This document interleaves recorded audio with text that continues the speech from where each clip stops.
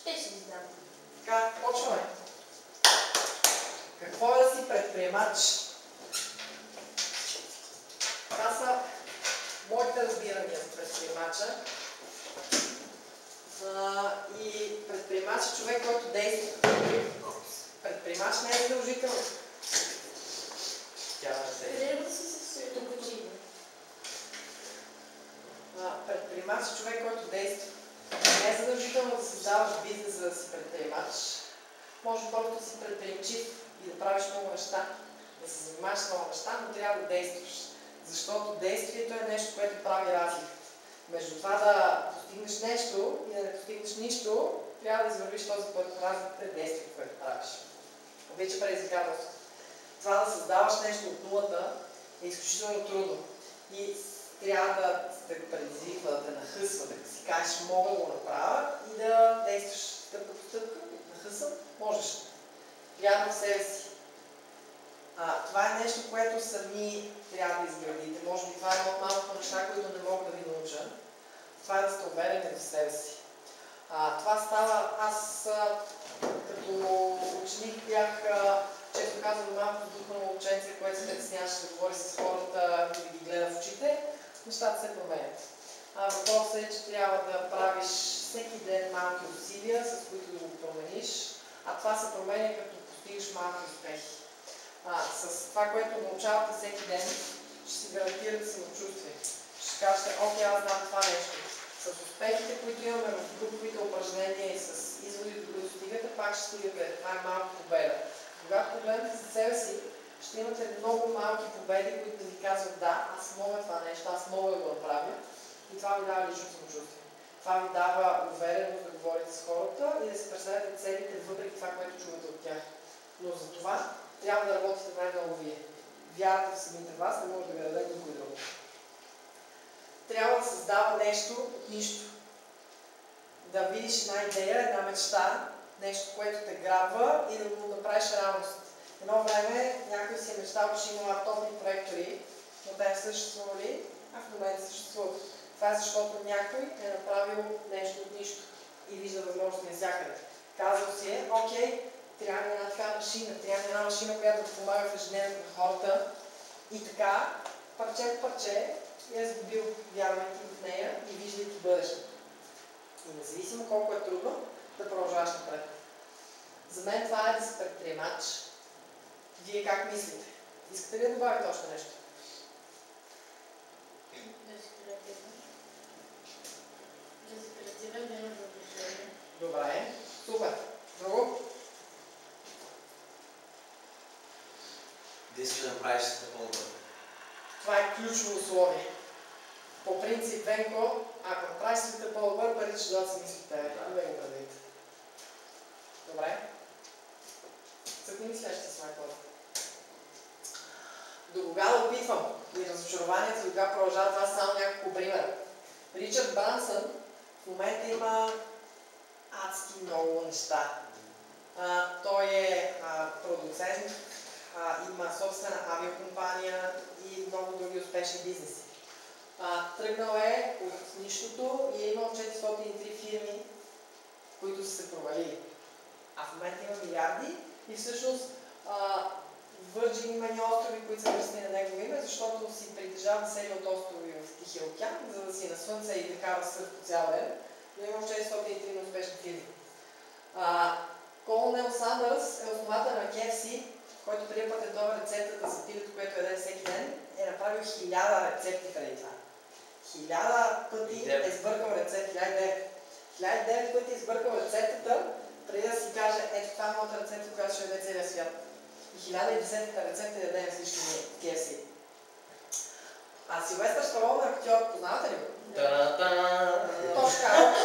Значи Силвестър Сталон е продуцента на Роки, сценариста му и е направил 1562 срещи преди да го продаде като филм. Това е един от най-известните филми в момента. Роки. Всеки знае Роки, всеки знае Силвестър Сталон. Има 1500 срещи с студия и с усилията си е постигнал това, този филм да стане известен. В момента имаме кружки, защото прототипа на електрическа кружка е правен 10 000 пъти. Томас Едисон, който е създател на електрическата кукушка, е направил 10 000 прототипа преди да светне и да изкара няколко дена. Преди това са гърмели, не са светили, изкарвали са секунди, 10 000 опита. И успяваш. Затова няма число. Опитваш, докато не стане. И докато не стане. Да, следващия слайд. Си позитивен. Пак Едисон казва, ами за мен не съм се провалил 999 пъти, 9999 пъти. Аз знам 9999 начина, по който кукушката да работи. Господин, какво е това Virgin? Virgin е компания, която това компания нарича Branson и така се казва. Има Virgin Galactic, в момента правят совалки за туристи да ходят в космоса. Virgin авиолиниите са самолетите. Virgin продуцентската компания продуцира музика и филми. Общо това е неговия бранд. Сега, златната рецепта как да си успешен, това е цялостният подход на един предприемач. Защото цялото ти тяло и цялата ти душа трябва да вярва в това, което правиш и как става. Имаш две очи, гледаш напред и виждаш това, което е. Имаш мозък, с който да мислиш за проблема и какво вижда той. Имаш уста, тялото. Имаш уста, с която да говориш с хората и да ги разпитваш какво знаят, какво не знаят, какво трябва и какво не им трябва, да намериш проблеми. Имаш сърце, с което да следваш своята страст. Защото ако не те кефи това, което правиш, няма смисъл да го правиш. Намери това, което ти е страст, това, което те пали. В предприемачеството има страшно много проблеми. Страшно много ядове, всеки ден псуваш по нещо. Ако не те пали и не влагаш страст в него, бързо ще се откажеш. След това имаш един good feeling, така нещо да те гаделичка и да ти подсказва, че си в правилната посока, да го усещаш интуицията. Това е интуицията ни, предприемач има нужда от това да слуша интуицията си. Също така, да правиш прототипи в сърцето си, правиш прототипи, нещо, което да покажеш и да кажеш на клиентите, окей, пипни го това, виж го, става ли, не става ли, да направиш 10 000 кружки и да видиш, че нещата работят, това се прави сърцето. След това трябва да бачкаш с краката, да извървиш екстра усилието, да направиш допълнителната стъпка, това, което прави разликата между теб и конкурентите ти. Трябва да се постараеш да стане. И на последно място, да обърнеш гръб на всички, които ти казват не, защото има страшно много хора, които се съмняват в това, което правиш. Тях трябва да обърнеш гръб и да им кажеш, аз ще го направя, защото вярвам в себе си. От тези съмняващите се, аз ги деля на два типа. Едните са такива, които лесно не им обръщаш внимание, защото те не са нещо особено, не разбират много, просто са негативни, хейтери и на всичко казват не. Тези лесно се пренебрегват.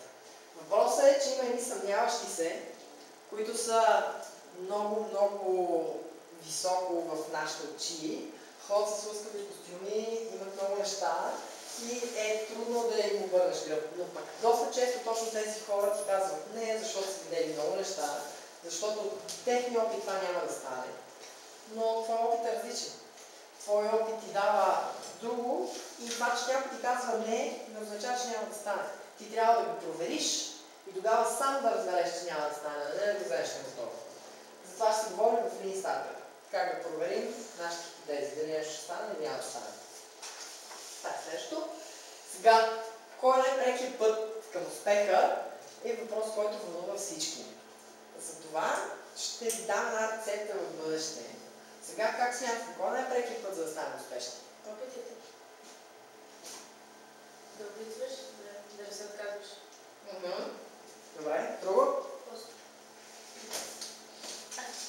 Постоянството. Постоянството, супер. Аз според мен, който бърза много, се проваля. Бързата работа с резултата. За бързането е малко спорен въпрос. Защото най-ценното време, което има един предприемач, е неговото време. Тъй като, кажем, ти живееш 40 години, за да стигнеш до някакъв по-сериозен проект и трябва около 3 месеца. Това означава колко 4 проекта годишно, 160 проекта можеш да стартираш целия си живот, които са по-сериозни. Така че трябва бързо да преминаваш първите стъпки, да разбереш дали една идея е добра или лоша, за да не си губиш времето в лоши идеи. Има смисъл да бързаш, но да най-правилният начин. Ще научим как става това. От тези 160 проекта ти трябва да реализираш още много проекти, трябва да ги реализираш, което ти трябва много повече време от някакво място. Ако е успешен, просто продължаваш напред. Продължаваме напред. Имаш, аз така грубо се изразих, имаш време за 160 на успешни и по-сериозни проекти, които и моделяш по 3 месеца. Защото 3 месеца е доста време всъщност да работиш по един проект. Има проекти, които ги загърбваш на фаза не става. Има проекти, които ги загърбваш след като говориш с 3 човека и видиш, че няма пазар с тях, никой не ги купува. Защото ти можеш да си мислиш, че някой иска да купи детски колишки с двигателче, обаче майка се притеснява да си сложи за дете в така колишка. И това го разбираш, като всъщност говориш с тях. Може да си мислиш, че мъже искат да танцуват от танци без дамите си, но това да не е така. И да видиш нещо, което си успял. Такава идея загърбваш в рамките на 2-3 разговора или 2 дена. Ако видиш, че има потенциал, тогава почваш да работиш повече. Лесно ще след. Сега, това е едно резюме за най-прекия път към успеха, който е в 13 стъпки. Имайте предвид, че аз презентация ще ви качвам онлайн. Т.е. може да не си записваш. В самата презентация може да не си записваш, нещата, които са допълнителни, може.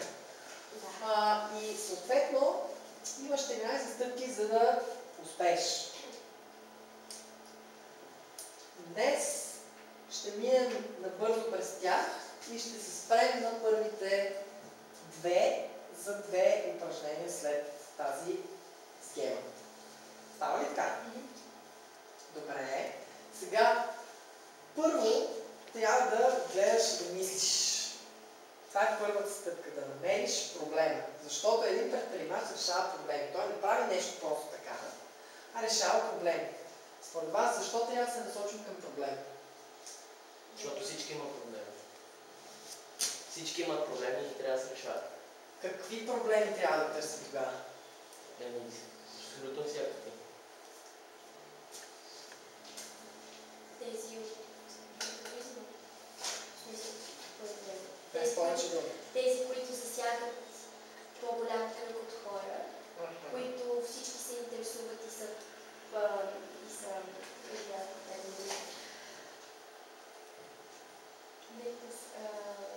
потърпевши. Всички са потърпевши от тях и точно тогава предприемача идва с неговата идея и се опитва да прави този проблем.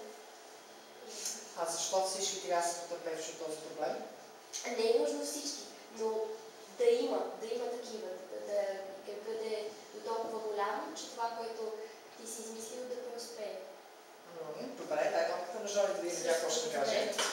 Също не е. Добре. Сега, много сте прави. Търсим проблем, за да има някой, който да купи продукта ни. Това, дори да не го купи, да го ползва. Защото когато правиш нещо само за себе си, то е много хубаво, обаче така се прави само твой живот по-добър. Може би има още 3 човека от теб, които ще ползват точно този продукт, но за да постигнеш нещо голямо, за да имаш успешен продукт, трябва да имаш потребители, трябва да имаш пазар за него.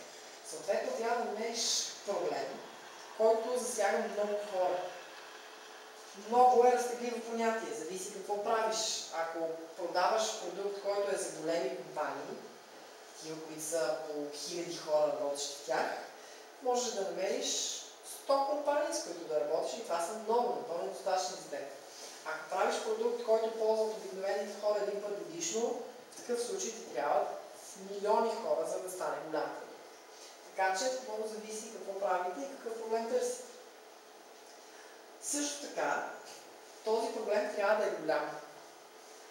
Под голям разбирам да ги тормози, така да търсят някакво решение за него. Ето, една си беше гладна, това беше много сериозен проблем и веднага си намери решение да си купи нещо за ядене. Аз това си яденето често го дам като пример.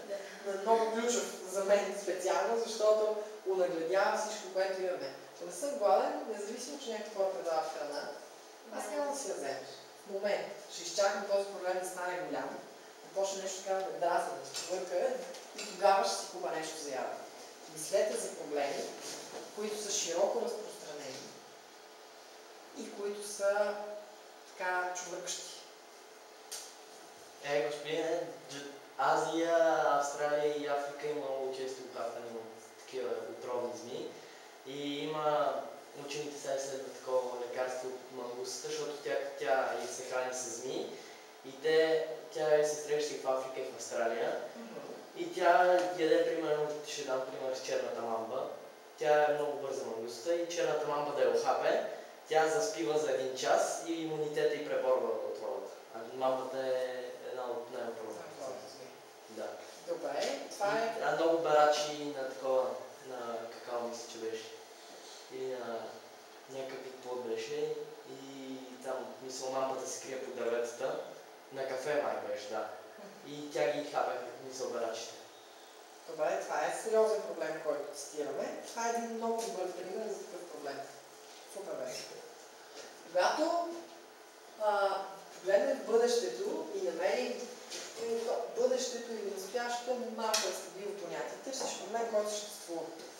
Дали ще съществува в момента и е голям, или в бъдещето и ще стане голям, пак е въпрос на твоята визия и какво искаш да правиш.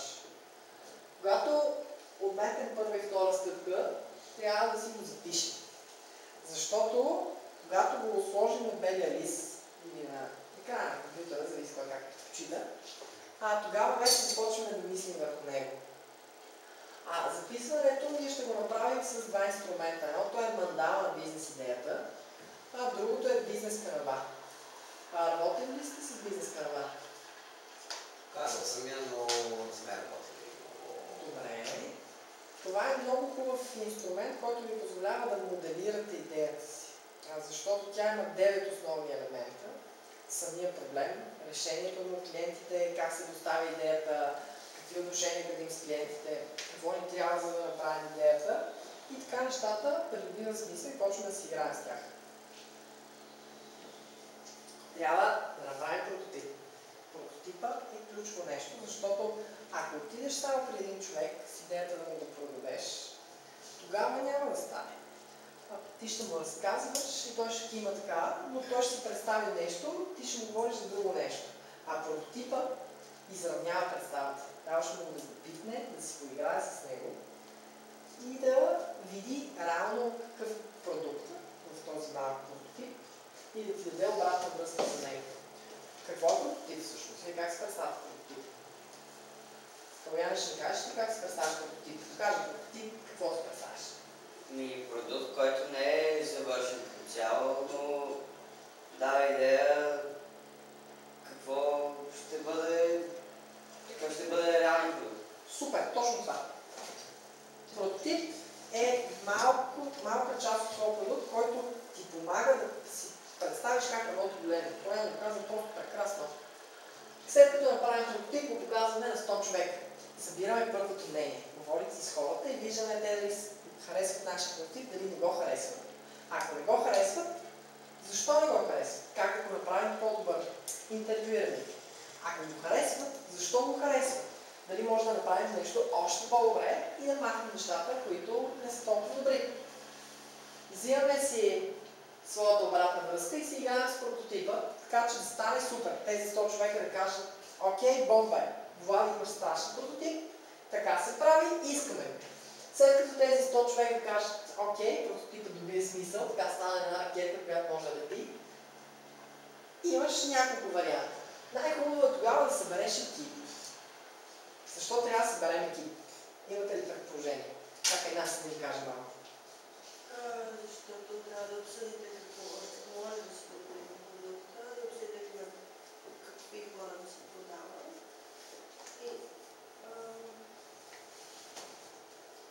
Чакай. Довърши си идеята. Айде, аз ще помогна. Защо трябва да ги обсъдите тия неща? Да се реализира идеята. Добре. За да възможно цената. С какво екипът ще ти помогне да си реализираш идеята? Да съберат още идеи. Да се комбинират идеите си. Комбинирайте правилната дума. Допълвате се. Супер. Добре, кажи сега, Жони. Според мен се събира екип, защото един повече от танка. Също ще да кажа. Защото няколко ме мислят по-добре.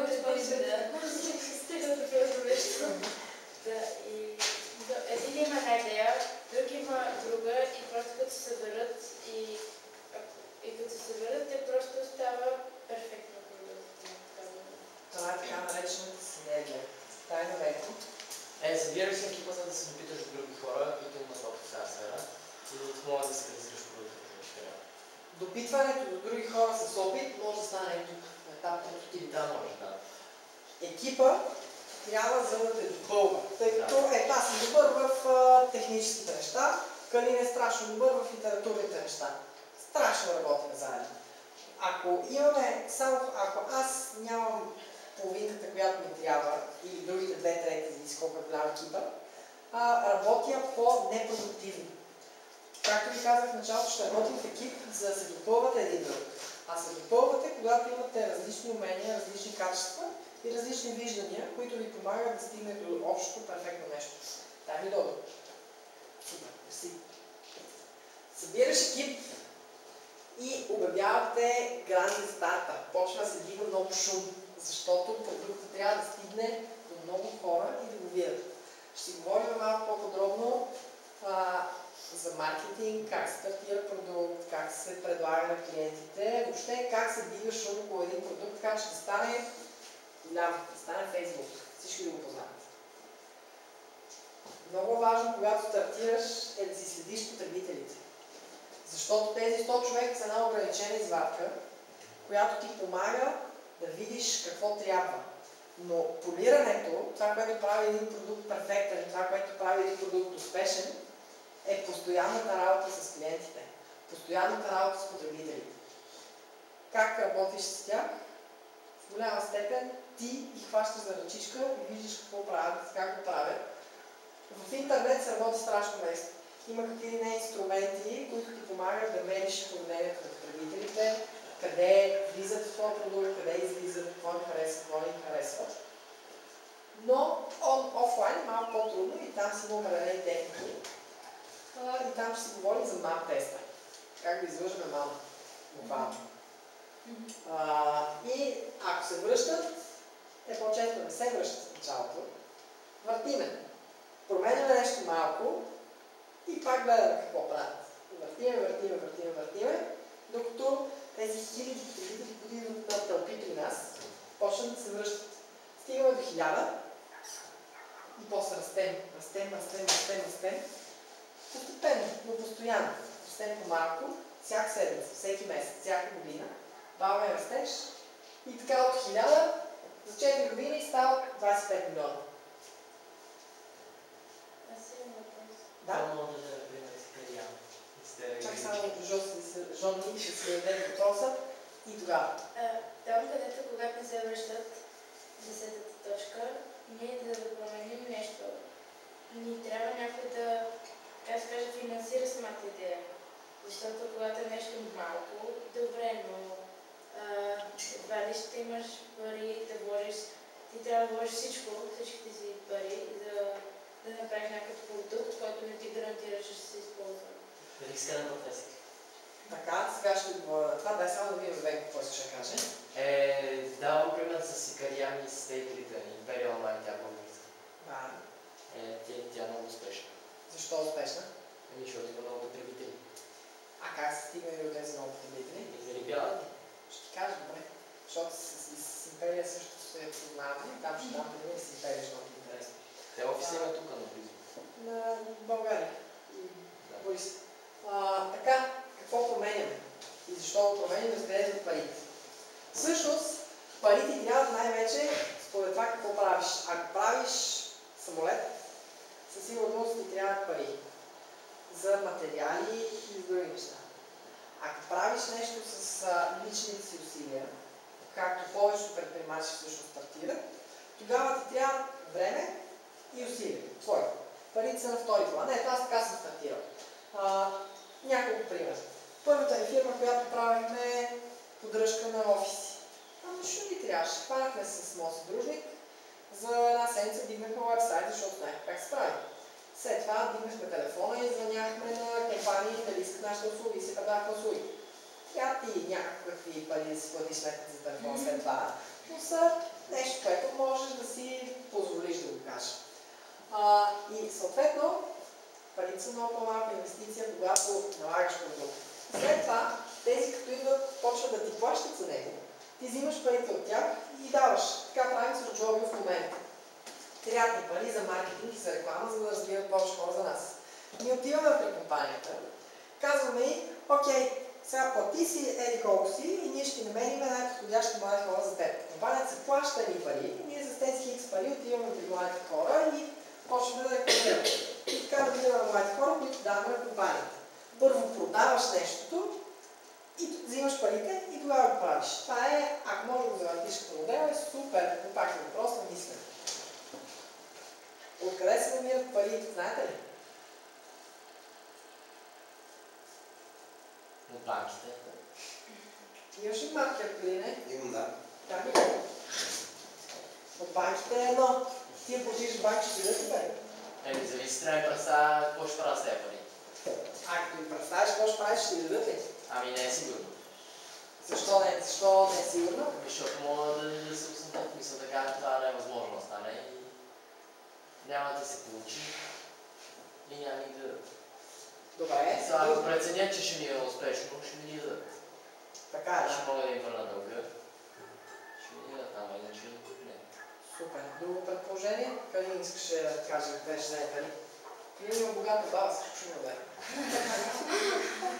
Вече няма какво да искам. Предприемачеството е горе-долу както когато искаме някаква по-скъпа играчка за Коледа или малко.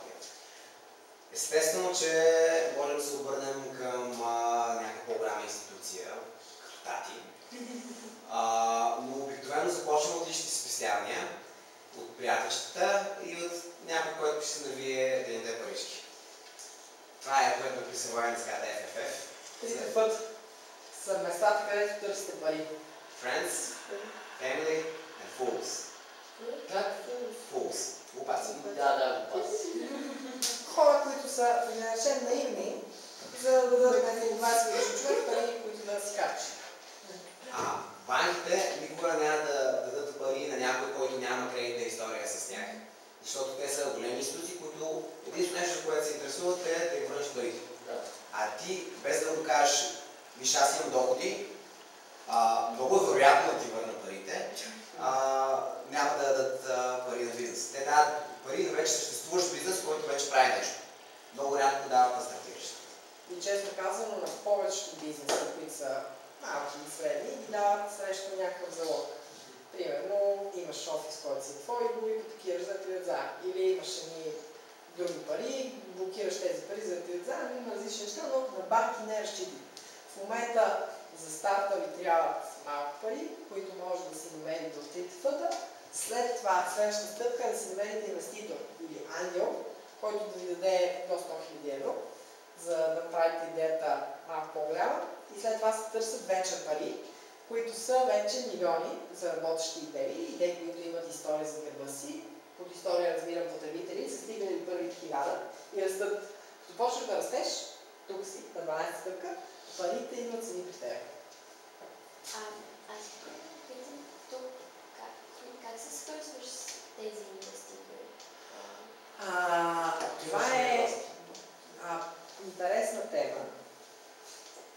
Инвеститорите са като все едно търсиш гадже. Отиваш на подходящите места, за да го срещнеш. Има такива събития, които са специално за среща с инвеститори. Почваш да го обхажваш, да му обясняваш колко си готин, какви неща правиш, колко си търсен и така нататък. Съответно продаваш се. Убеждава го, че ти си най-добрия, след това той те проверява, започвате една кратка връзка, почвате да работите заедно, да виждате как се случват нещата, дали има химия между вас, разбирате ли се. И така малко вашите отношения се задълбочават. Така че за инвеститори ще си говорим в третия месец, там подробно, достигаме до момента, защото трябва да вървим по пътя. Ако си говорим сега за инвеститори, просто няма да вържете логи, няма да ви се вържат главата защо могат да се намерят, кога ще ви дадат пари, кога е най-подходящия момент, в който да вземете пари. Така че да минем стъпка по стъпка през нещата, ще си говорим и за това как да вземем пари. Гарантирам ти, че ако направиш добър продукт, инвеститори ще дойдат. Спомните ли си, че вчера гледахме един филмче? Да, аз също Точно за това направих как се прави. Те гледахме Shark Tank, където е като мини симулация, но в телевизионен вариант, на действието как ти ухажваш инвеститори. Показваш колко ти е готин продукта, ти колко си готин, че ти си най-правилен човек за тяхните пари. И когато покажеш, че има шанс наистина да стане много успешен бизнеса. Тогава започнаха се надцакват взаимно инвеститорите, кой да стане човек, който да му даде парите. Там, където ви водих за упражнение на ума в телефонната палата, на втория етаж е офис пространство на един от фондовете за рискови инвестиции, които има в България, който е един от най-големите на България. Хора от целия Балкански полуостров идват в София, за да се представят идеите и да се опитат да получат пари. Питам тези, където показваме на фабричната, те са стигнали до 500 точка по-скоро. С прототипа, където го показват. Там не беше прототип. По-скоро те бяха на точка 11. Кои? Защото имахме човека с ръцата, който вече имаше ресторант и вече ги продаваше. Затова те питаха въпроси. Какви си продажбите? От колко време продаваш? Защо само от една година? Колко растат? И така нататък. И те отговаряха. Така показват. И има успех, има нужда само от вашите пари, за да станем още по-успешни. Да. Това е сега. Ние започваме много хубава тема. В момента вие сте в златна среда. София е третия град в Европа по инвеститори. Първият Лондон, след това Берлин, след това е София. Съвсем сериозно. София е център на източна Европа по привлечени инвестиции. В момента тук, в София, работят стартъпи от Словения, от Италия, дори Германия, Австрия, Унгария, Румъния. Идват тук, за да вземат инвестиция от фондове, които са в София. И Лева Бланшко развишли страшно много средата. Сега е много интересно да се предприема, защото има пари. Така че ако направите добра идея, със сигурност ще може да вземете пари. По тази схема, Жони, две са местата, където е най-подходящо да търсиш пари. Едното е ето тук, на пета точка. Само на идея и на малък прототип. Тогава отиваш при инвеститора за малка сума, която да ти позволи да минеш ето този път, до точка 11. Съответно, ти взимаш малката сума и трябва да стигнеш тук. Защото тук, 11 и 12, е следващия период, където можеш да вземеш пари. Защото инвеститора му е интересен вече. Ти почваш да растеш и той вижда как ще изкара печалба от теб. Всеки инвеститор ти дава пари за да изкара печалба. И когато ти му покажеш, че можеш да стигнеш от тук до тук, той си казва, те ще нараснат 25 000 пъти. Веднага влиза. Така че, или тук се търси пари, или тук. Ако си някъде по средата, няма смисъл, само си губиш времето. По-добре се напъни, за да стигнеш до следващата точка. Това са тънкости, които вече ще научим. За да не си губим времето и да правим хубави продукти. Правим продукти с 25 милиона потребители. Аз искам само да питам, а вие, Джони, до коя точка сте стигнали? Ние сме тук. С наченки на това, нали така, имаме идея как вече ги вкарваме тук, ама има още едни, дето не се връщат. И се опитваме сега да накараме всички да се връщат. Иначе ние взехме пари, ето тук. И схарчихме парите, когато бяхме ето тук. И останалия път го минахме без пари. И сега сме тук. Както казах, взимаме пари от клиентите и с тези пари си правим останалите неща. Това не е златното нещо, защото екипа ние го събрахме преди точка 2. Така че екипа е нещо, което е разтегливо понятие. Тоест той вържи през цялото време. В началото си намираш съдружници, с които да бачкаш денонощно заедно. След това си намираш екип, хора, които назначаваш да работят при теб, но да си достатъчно даден на идея. Така че постоянно можеш да вкарваш идеи. Други въпроси? Изпращате ли, че итерирайте? Итерирайте. Така, през цялото време, в което се срещаме, ще ползваме един малко английско-български речник. Защото стартъпърството официалният език е английски. Всякъде се говори за английски термините, предпочитам да не ги превеждам, а просто ще ги въвеждам така на английски. Итерирайте означава да ходите от точка А до точка Б. Постоянно да взаимодействаш и да променяш нещата. Итерирайте с прототип. Това е пак пример с Джоби. Дани и Боба. Итерирайте. В Джоби имахме концепция, хипотеза. Значи то се нарича хипотеза, която върху хипотезата стоиш прототип. Хипотезата беше, че хората ще решават много тестове, които мерят психологичния им профил. И съответно направихме прототип от тестове, които са само такива и ги пуснахме на хората, за да видим те дали сами ще ги решават без ние да ги ръчкаме. Защото като ги ръчкаш да решават тестове едно, ако сами имат желание, ще растеш много по-бързо и няма да ти трябва пари за ръчкане. Затова намираш нещо, което е прилепчиво. Идеята трябва да я влепне и да я търсят сами. Това беше нашата хипотеза и ние итерирахме с нея, защото търсихме как точно да поднесеме теста, в какъв формат, как задаваме въпросите, дали има картинки, дали е само текст. Тази игра, полирането на поднасянето е итерация. Обясних ли го разбиране? Трябва да ползваме картинките, които виждаме. Прототипа ни е картиното самолетче, което всеки един от нас знае как да прави. Итерацията ще е да комуникираме постоянно с клиента, добре, ако завия ето краща по този начин, по-добре. По-ли ти харесва, по-ли ще си го купиш или да пробваме с различни начини да видим как ще лети по-добре. Подобряване, но с взаимодействие. Променям нещо, правя синьо самолетче и го показвам така харесва ли ти повече. Не, добре, връщам бялото. Червено, така е по-добре. Окей, сега ще направя креет по-голем. Така, червеното самолетче с червени тогава харесва ли ти повече? Идеално. Това са итерациите. Добре, други въпроси? Намирам нататък. Така, сега ще работим малко в екип. Всеки път ще е в различни екипи и аз ще ги разпределям. Някой има ли възражение с това? Не. Чудесно. Калин, ти искаш да се включиш в един екип? Да. Супер, значи ние екип са Калян, Калин и Лизи. Може да седнете от тази страна.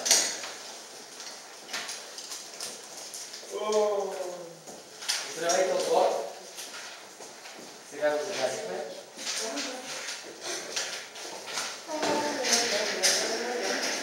Какво правим? Сега, Хората, които имат сериозни проблеми с работата, Ще учите. Да, аз мога твърде. защо смяташ, че имаш проблем с работата? защото предпочитам всичко да се прави сама. Това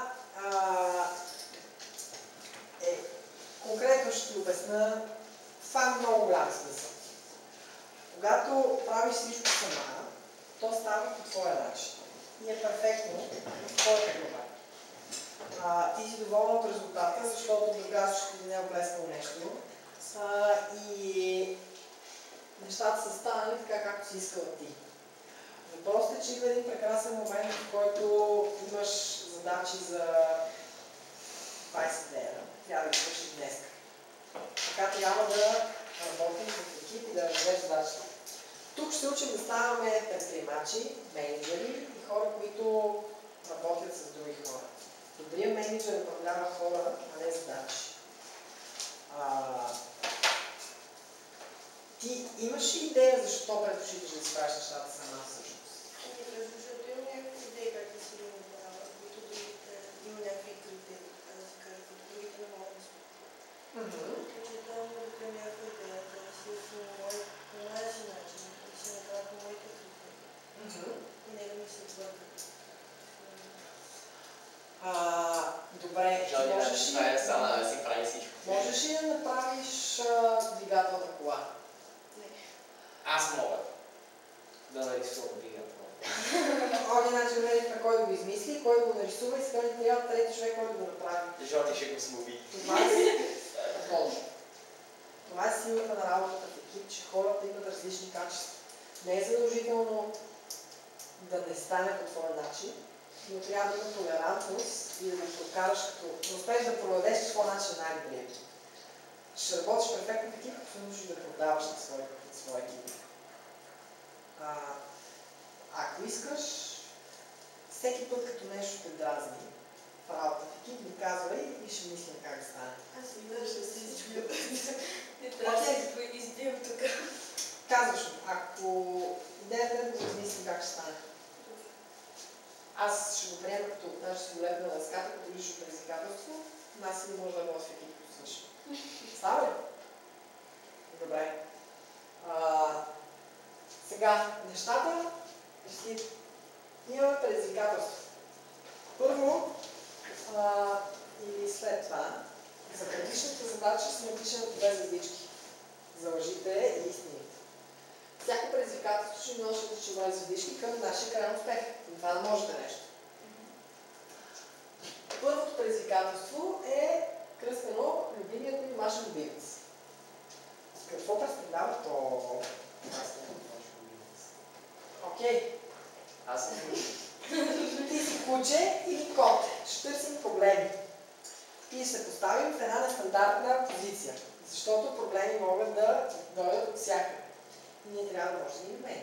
То не е задължително да са наши. В случая ще е нашия куче или кот. Давай на Влади, не господин. Влади? Да. Супер. Значи, сега трябва да минем стъпка по стъпка. Първото нещо, цялото предизвикателство трябва 10 минути. Представете си, че си куче или кот. Целият екип трябва да се представя едно нещо обаче. След малко ще се отнеме. Целият екип си представя едно нещо. Представете си как минава ежедневието на това куче.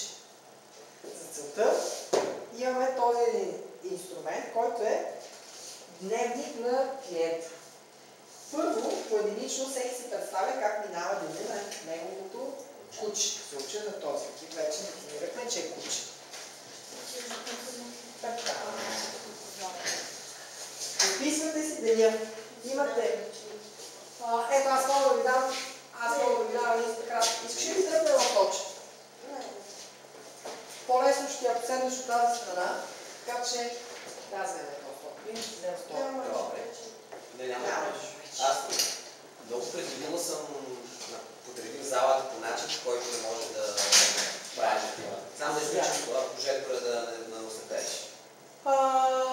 Или да го преместиш. Сега, аз направо ще го скрия. Добре.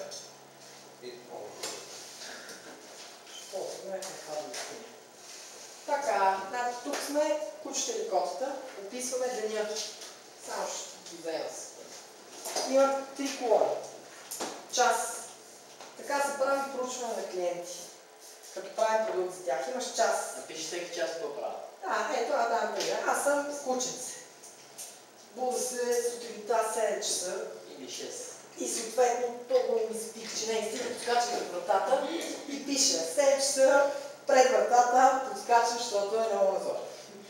След това, 7:30 извеждат ме, разхождат ме в парка, щастлив съм, вече си живота е по-хубав.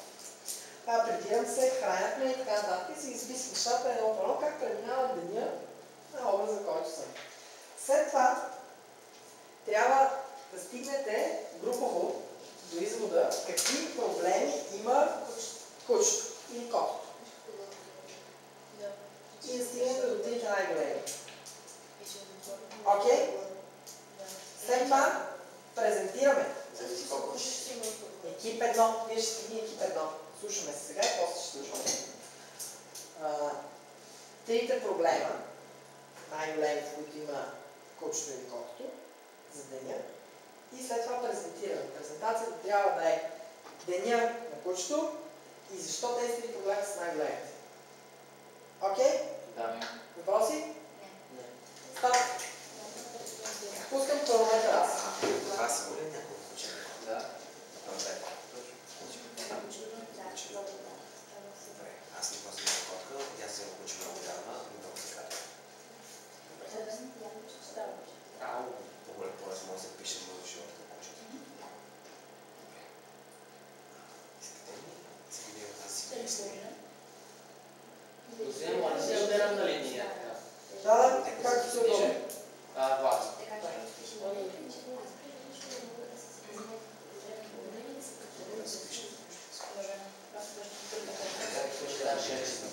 Да се запазваме. Това ще го запазваме. Строг, А, ще това се викнат и крайното на мен беше една казва на мен.